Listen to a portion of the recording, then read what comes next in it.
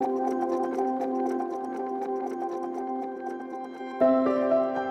name is Lynn Valbuena, and I'm the tribal chairwoman for San Manuel Band of Mission Indians and the great-great-granddaughter of Santos Manuel. I remember growing up here as a kid that we didn't have a whole lot here, but we were happy. It was a simple life. I do remember the welfare trucks coming up on the reservation and handing us big brown paper sacks to give us welfare food. And as kids, we still ate cornflakes.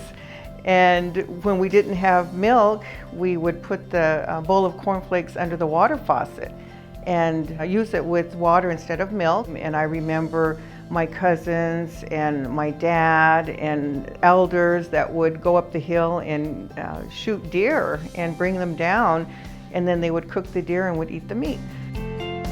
It makes me so happy when I can sit down with my friends and others and share the stories of the reservation, because what you see here today is nothing like what it was back then.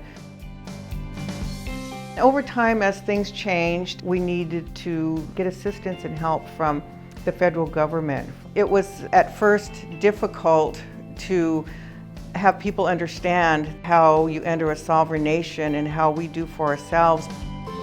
My grandmother was our tribal chair back in the 50s, and she is the one that brought water and electricity to San Manuel.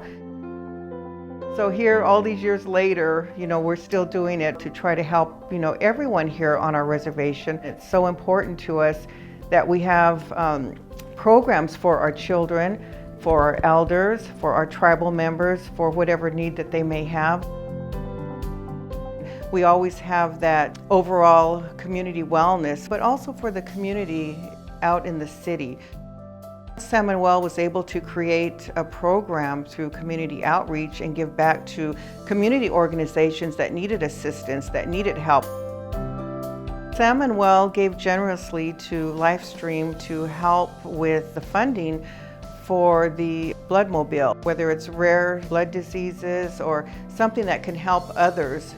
With our tribe, we have so many great leaders here that continue to move forward in a positive manner to maintain our sustainability, to maintain our self-reliance, and to continue to give back to our communities. And just sharing what we have, because we were not able to share back in the day when we were a poor reservation and had nothing. So to look back and see how we've built our reservation with the programs that we have now makes me very happy. So sometimes, my friends and others will ask me, Lynn, why do you do what you do? And I always tell them it's my passion, and with passion comes my commitment.